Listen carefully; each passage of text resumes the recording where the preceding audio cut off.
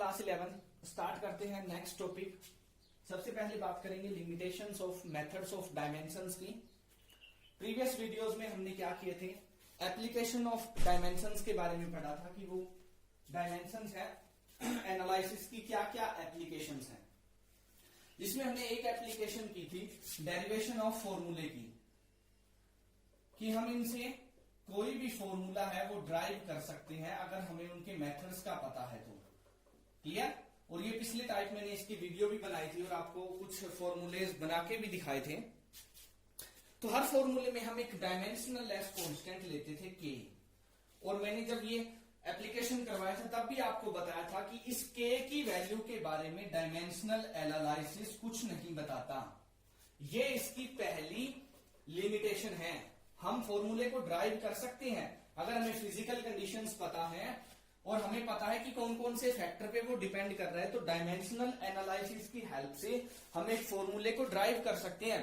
But it does not tells about या give information about dimensionless constant के। ये dimension less constant के बारे में कोई इंफॉर्मेशन नहीं देता। दूसरा क्या कहता है, it fails when a physical quantity sum और डिफरेंस ऑफ टू और मोर क्वांटिटीज, कि जब कोई फिजिकल क्वांटिटी टू और मोर क्वांटिटीज के सम और डिफरेंस के साथ आती है। जैसे इक्वेशन ऑफ मोशन की थर्ड इक्वेशन जो हमारी है, एस इज इक्वल है U T plus half A T square. S क्या है, डिस्टेंस ट्रेवल, यू यहां पर इनिशियल वेलोसिटी, टी टाइम, ए एक्सेलरेशन। तो इस इक्वेशन को हम डायमेंशनल एनालिसिस की हेल्प से नहीं ड्राइव कर सकते। यानी जब कोई भी इक्वेशन में 2-3 क्वांटिटीज का सम आता है तो ये उसके बारे में कोई इंफॉर्मेशन नहीं बताता। थर्ड पॉइंट क्या है, it fails to drive relationship when involves logarithmic exponential functions, कि जब लॉगरिथमिक या एक्सपोनेंशियल फंक्शंस आते हैं तो भी इस फॉर्मूले से हम ड्राइव नहीं कर सकते। और फोर्थ क्या कहता है कि मोर देन 3 फैक्टर्स पर, जनरली इसकी जो न्यूमेरिकल प्रैक्टिस हमने की है उनमें 3 फैक्टर्स हैं, या जब हमारे डायमेंशन लेस कांस्टेंट आ जाते हैं, जैसे आ गया स्मॉल जी, एच प्लैंक्स कांस्टेंट, तो इसकी डेरिवेशंस हैं वो कॉम्प्लिकेटेड हो जाती है, बहुत ज्यादा कॉम्प्लिकेटेड हो जाती है, जिससे ड्राइव करना बड़ा मुश्किल हो जाता है। तो ये इसकी लिमिटेशंस हैं जिनके बारे में हमने डिस्कस किया है। अब हम बात करते हैं हमारे चैप्टर के लास्ट पोर्शन का, जिसका नाम था एरर इन मेजरमेंट। तो एरर इन मेजरमेंट क्या होता है? सबसे पहले एरर का मतलब मिस्टेक। सिंपल लैंग्वेज में मिस्टेक मतलब होता है कि हमने कोई एक्सपेरिमेंट कंडक्ट किया या हम कोई फिजिकल कंडीशंस के अकॉर्डिंग किसी क्वांटिटी की मेजरमेंट कर रहे हैं और उसमें जो हमसे मिस्टेक्स हुई है वही एक्चुअली में होते हैं एरर इन मेजरमेंट। क्लियर? थोड़ा सा और मॉडिफाई करके हम क्या बोलते हैं कि true value minus measured value, उसकी जो ट्रू वैल्यू थी वो और हमने जो वैल्यू मेजर की, उन दोनों का डिफरेंस क्या कहलाता है? एरर इन मेजरमेंट कहलाता है। क्लियर? जैसे हमारे पास कुछ स्टैंडर्ड क्वांटिटीज है, मान लो acceleration due to gravity G की मेजरमेंट कर रही है, जिसकी वैल्यू होती है 9.8 मीटर पर सेकेंड स्क्वायर। किसकी हेल्प से मेजर करते हैं इसको? पेंडुलम की हेल्प से हम मेजर करते हैं। क्लास 11th में आएगा ये। तो अगर हम इस एक्सपेरिमेंट को कंडक्ट कर रहे हैं और हमारी वैल्यू इस वैल्यू से कितनी डिफरेंट है, कितनी अलग है, कितनी डिफरेंट है, उसको बोलते हैं बेटा error in measurement. True value, standard value मान लो हमें पता है, ये आ गई हमारी 9.8 और हमारी मेजर्ड वैल्यू क्या आई थी? 9.6। तो इन दोनों वैल्यूज में जो डिफरेंस है कितना आ गया? 0.2 का जो डिफरेंस आया है, ये डिफरेंस ही एक्चुअली में क्या होता है? एरर इन मेजरमेंट या मिस्टेक्स इन मेजरमेंट्स। और मेजरमेंट फिजिक्स में बहुत जरूरी है। क्लियर? अब कुछ एरर्स के टाइप पढ़ लेते हैं। जनरली जो एरर हमारे एक्सपेरिमेंट करते टाइम हो सकते हैं या वो एरर जो कई बार रैंडमली भी अकर हो जाते हैं, तो उनके बारे में थोड़ा डिस्कस कर लेते हैं। तो पहला हमारा एरर है सिस्टमैटिक एरर। नाम से पता लग रहा है सिस्टम से अकॉर्डिंग, यानी सिस्टम के अंदर जो एरर हो सकते हैं। जैसे इंस्ट्रूमेंटल एरर, मान लो हमने कोई इंस्ट्रूमेंट लिया है मेजर करने के लिए और उस इंस्ट्रूमेंट की जीरो है, वो कंसाइड नहीं कर रही जीरो के साथ, या उस इंस्ट्रूमेंट के जो वर्किंग है वो प्रॉपर नहीं है। जैसे मान लो हमने वोल्ट मीटर लिया है, वोल्ट मीटर सभी बच्चों ने देखा हुआ है 10th क्लास में, उसके ऊपर V लिखा हुआ है और उसके ऊपर यहां पर एक नीडल होती है और यहां पर स्केल बनी होती है 1 2 3। मान लो 3 वोल्ट का है ये, और इससे पहले 0 भी यहां पर लिखी होती है, तो कोई ऐसा इंस्ट्रूमेंट जिसमें हमारी जो नीडल है वो 0 के साथ कंसाइड नहीं करती, तो वो भी एक एरर है। 0 के साथ कंसाइड नहीं कर रही, वो भी एरर है। यानी अगर हम इस इंस्ट्रूमेंट की बात करें और इसकी 0 यहां पर है, लेकिन हमारी जो नीडल है वो या तो 0 से थोड़ी पहले रह जाती है या वो 0 के थोड़ी बाद में है। तो जो नीडल 0 से थोड़ी पहले या थोड़ी बाद में वाला जो इंस्ट्रूमेंट है उसके अंदर जो एरर है, उस एरर को बोलते हैं हम इंस्ट्रूमेंटल एरर। इस एरर को हम मिनिमाइज कर भी सकते हैं और नहीं भी कर सकते। मिनिमाइज करने का तरीका है हम इंस्ट्रूमेंट को चेंज कर दें, या हम इंस्ट्रूमेंट को प्रॉपरली हम उसे फिर से रिवाइज करें, कोई और दूसरा इंस्ट्रूमेंट ले लें, तो ये मेथड से हम इसको मिनिमाइज कर सकते हैं। दूसरा जो हमारा एरर है वो है इम्परफेक्शन इन एक्सपेरिमेंटल टेक्निक। यानी जो हम एक्सपेरिमेंट कंडक्ट कर रहे हैं उसके टेक्निक्स के बारे में हमें नॉलेज नहीं है, उसका प्रोसीजर हमें पता नहीं है, हम उसमें परफेक्ट नहीं है। तो इम्परफेक्शन इन एक्सपेरिमेंटल टेक्निक, उसके किस मेथड से हमें उसे मेजर करना चाहिए या किस डिवाइस से हमें मेजर करना चाहिए, उस टेक्निक्स के बारे में हम एक्सपर्ट नहीं है, तो वो भी एक टाइप का एरर होता है। और इसको कैसे मिनिमाइज किया जा सकता है, हम एक्सपेरिमेंट को पहले अच्छे से स्टडी करें, उसकी थ्योरी को स्टडी करें, डिफरेंट मोड ऑफ कम्युनिकेशन से जैसे कि यूट्यूब हो गया, उनसे हम एक्सपेरिमेंट को कंडक्ट करने के मेथड सीखें, उसमें जो डिवाइस यूज हो रहे हैं उन डिवाइस को पहले चेक करें कि वो प्रॉपरली वर्क कर रही है या नहीं कर रही, और बार बार एक्सपेरिमेंट को रिपीट करें। क्लियर। थर्ड टाइप का जो हमारा एरर है सिस्टमैटिक, वो होता है बेटा पर्सनल एरर, और ये सभी के अंदर होता है। मतलब कि पर्सन से रिलेटेड जो एरर होता है, जो कंडक्ट कर रहा है एक्सपेरिमेंट को, जैसे आप ग्रुप में किसी एक्सपेरिमेंट को कंडक्ट कर रही हैं, सर ने आपको बोल दिया रीडिंग लीजिए, तो आप विदाउट प्रिकॉशंस केयरलेस होकर या सही टेक्निक का यूज नहीं कर रही, उससे पर्सनल एरर आ सकते हैं। मान लो आप रीडिंग ले रही हैं, रीडिंग लेते टाइम किसी दूसरे बच्चे ने आपको छेड़ दिया, या आपका फोकस है वो कहीं और चला गया, या आप गर्दन को स्ट्रेट करके रीडिंग लेनी होती है, आप इस तरह से रीडिंग ले रही हैं, आगे झुककर रीडिंग ले रही हैं, ये सारे के सारे होते हैं पर्सनल एरर। इनको मिनिमाइज किया जा सकता है कि आप प्रॉपर मेथड से रीडिंग ले या बार बार ऑब्जर्वेशंस को रिपीट करें। Clear.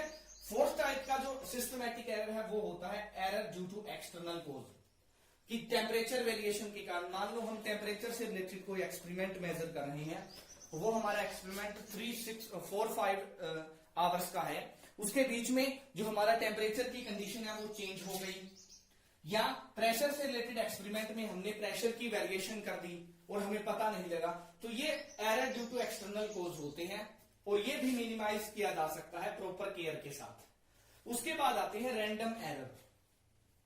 These are not eliminated errors, ये मोस्टली इलिमिनेट नहीं होते। किस टाइप के होते हैं, इरेगुलर एंड रैंडम होते हैं, किसी भी टाइम अक्कर हो सकते हैं, कहीं भी अक्कर हो सकते हैं, लेकिन इनका भी एक रीजन होता है, variation in and attentiveness of observer. अगर ऑब्जर्वर है वो अटेंट नहीं है, अटेंटिवनेस ने दिखा दी उसने, यानी उसने केयरलेसता दिखा दी, तो वो रैंडम एरर वहां पर अक्कर हो सकता है। कई सारे और भी रीजन होते हैं इसके। लोगरिथम फंक्शंस का यूज करके हम इसको मिनिमाइज कर सकते हैं। थर्ड टाइप का जो हमारा एरर होता है वो होता है बेटा ग्रोस एरर, और ये एरर भी हर जगह मिलता है आपको। ग्रोस एरर कब अक्कर होता है, नंबर 1 केयरलेस है आप, पर्सनल टाइप का ही है ये। पर्सनल टाइप एरर में थोड़ा सा डिफरेंस ये है कि जब आप किसी अपरेटस को चेक कर रहे हो उस टाइम आपने केयरलेसनेस हो गया इम्परफेक्शन टेक्निक के कारण, यानी आप इस तरह से अपरेटस को देख रहे हो जबकि स्ट्रेट गर्दन के साथ देखना चाहिए, आप झुककर अपरेटस को देख रहे हो, आप दूर खड़े हुए रीडिंग ले रहे हो, ऑब्जर्वेशन ले रहे हो, तो वो पर्सनल टाइप का है। लेकिन आप हाईली केयरलेसनेस, इम्प्रॉपर इन टेक्निक हो, या एडजस्टमेंट ऑफ अपरेटस के बारे में आपको नहीं पता, आपने एडजस्ट कर दिया, उसके बाद आपने किसी टीचर से नहीं देखा या अपरेटस आपसे सही एडजस्ट नहीं हुआ, तो उस टाइम के जो एरर होते हैं वो ग्रोस एरर्स होते हैं, और इनको भी मिनिमाइज किया जा सकता है बार बार रिपीट करके एक्सपेरिमेंट को, या अपने अपरेटस को फिर से सेटअप करके पूरे के पूरे एक्सपेरिमेंट को रिवाइज करके। क्लियर। इसके बाद में जो लास्ट एरर आता है वो है list count error. List count क्या होता है, सबसे पहले इसके बारे में आपको पढ़ लेना चाहिए कि लिस्ट काउंट क्या होता है। लिस्ट काउंट होता है कि कोई भी मेजरिंग स्केल है वो कितनी स्मॉलेस्ट वैल्यू को मेजर कर सकती है। Smallest division on scale for measuring a device, कि कोई मेजरिंग डिवाइस है उसकी स्केल कितनी स्मॉलेस्ट वैल्यू को मेजर कर सकती है, वो होता है उसका लिस्ट काउंट। क्या होता है? List count. जैसे आप सभी के पास एक मेजरिंग स्केल होता है जिससे आप मैथमेटिक्स के अंदर लाइंस को ड्रॉ करते हो या लेंथ को जनरली आप मेजर करते हो, तो वो मेजरिंग स्केल इस टाइप से आपका 0 से 15 सेंटीमीटर तक का होता है। क्लियर? तो उसमें 0 से 1 जाने के लिए 10 डिवीजन होती है। कितनी डिवीजन होती है? 10।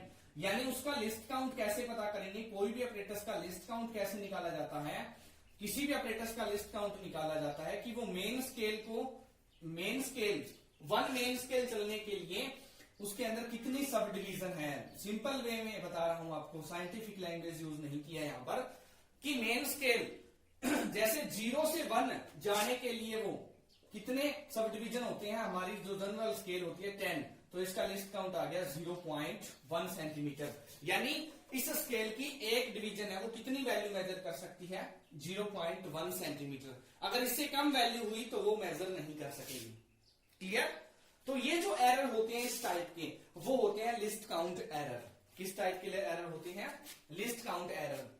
हर ऑपरेटर्स का एक पार्टिकुलर लिस्ट काउंट होता है, उसके एक स्मॉलेस्ट डिवीजन, कोई भी डिवीजन कितनी स्मॉलेस्ट वैल्यू मेजर कर सकती है, वो होता है बेटा लिस्ट काउंट ऑफ ऑपरेटर्स। और लिस्ट काउंट को जनरली हम कैसे निकालते हैं कि 1 मेन स्केल रीडिंग के लिए उसके पास कितनी सब डिवीजन हैं। क्लियर? वो होता है उसका लिस्ट काउंट। जो जनरल आपके पास स्केल होती है उसका लिस्ट काउंट होता है 0.1 सेंटीमीटर। यानी वो 0.1 सेंटीमीटर डिस्टेंस को मेजर कर सकती है। अगर डिस्टेंस उससे कम है तो आप उससे उसको मेजर नहीं कर सकते। कोई और डिवाइस है जिसका लिस्ट काउंट है 0.01 सेंटीमीटर, तो ये वाला डिवाइस है वो ज्यादा एक्यूरेट मेजर करेगा एज कंपेयर टू दिस, या ये वाला ज्यादा प्रेसाइज है as compare to this. Accuracy and precision, दो मेथड्स हम आपको बाद में समझाएंगे कि क्या होते हैं वो। क्लियर? तो this is all about error in measurement. Mostly जो एरर अक्कर होते हैं वो सारे के सारे एलिमिनेट हो सकते हैं, लेकिन जो रैंडम एरर्स होते हैं जिनमें अचानक से वेरिएशन आ जाती है, वो एरर्स हम एलिमिनेट नहीं कर सकते। इसी टाइप से जो हमारा लिस्ट काउंट एरर है, जो यहां पर हमने इंस्ट्रूमेंटल एरर जो पढ़ा है बेटा, ये इंस्ट्रूमेंटल एरर पॉजिटिव भी हो सकता है हमारा, और ये कई बार नेगेटिव भी हो जाता है। ये डिपेंड करता है डिवाइस के ऊपर। इनको जीरो एरर भी बोलते हैं कि जीरो एरर डिवाइस के अंदर है या नहीं, यानी उसकी नीडल है वो जीरो के साथ कंसाइड कर रही है कि नहीं कर रही, तो ये जीरो एरर टाइप के भी एरर होते हैं, और ये इंस्ट्रूमेंट के अंदर ही होते हैं। इम्परफेक्शन इन एक्सपेरिमेंटल टेक्निक, हमें पता नहीं है एक्सपेरिमेंट को कैसे करना है। पर्सनल एरर, हम कोई फर्क नहीं पड़ता एक्सपेरिमेंट किस टाइप से होना है, कैसे होना है, हम केयरलेस हो गए हैं। जब थ्योरी समझाई गई थी टीचर के द्वारा, हमें कुछ ध्यान नहीं, उसी के कारण क्या आ जाते हैं, इम्परफेक्शन टेक्निक है। Error due to external cause, जो हमारी एक्सटर्नल कंडीशंस चेंज हो गई है, आप एक्सपेरिमेंट कंडक्ट कर रहे हो, दूसरा बच्चा आपको छेड़ रहा है, या उसका एक्सपेरिमेंट करने का मूड नहीं है, वो बार बार आपको डिस्टर्ब कर रहा है, तो ये सारे के सारे पर्सनल और ग्रोथ टाइप के एरर होते हैं। तो सभी एरर्स को मिनिमाइज किया जा सकता है, और इनको मिनिमाइज करने का मेथड क्या है बेटा, एक्सपेरिमेंट को रिपीट करें, ऑब्जर्वेशन लेते टाइम आप पूरी केयर के साथ ऑब्जर्वेशन लें, टेक्निक अच्छे से समझ के आए, एक्सपेरिमेंट सेटअप का पता होना चाहिए कि एक्सपेरिमेंट की एडजस्टमेंट कैसे होती है, उनका सेटअप कैसे करना है, और सबसे पहले जीरो एरर है वो एक्सपेरिमेंट का एलिमिनेट करना आना चाहिए आपको। यानी हर जब भी आप एक्सपेरिमेंट करते हैं तो आपको ये ध्यान रखना है कि हमारे ऑपरेटर्स की जो नीडल है वो उसमें जो स्केल की जीरो है उसके साथ कंसाइड करें। तो जीरो एरर को सबसे पहले एलिमिनेट करना सीखिए। तो these are the errors in measurement. इसके बाद हम इनका मैथमेटिकल ट्रीटमेंट पढ़ेंगे कि मैथमेटिक्स की लैंग्वेज में एरर्स को कैसे एलिमिनेट किया जाता है, यानी कैलकुलेशंस की हेल्प से हम ये तो है टाइप ऑफ एरर, ये एरर अक्कर होते ही होते हैं चाहे कोई एक्सपेरिमेंट कर रहा है, लेकिन इनको एलिमिनेट करने के मेथड भी मैंने कुछ आपको समझाए हैं। कुछ मेथड होते हैं कि ओवरऑल कैलकुलेशन के टाइम हम इनको कैसे एलिमिनेट कर सकते हैं। तो कैलकुलेशन बेस्ड जो टाइप है वो हम नेक्स्ट वीडियो में पढ़ेंगे। तो have a good day, thank you.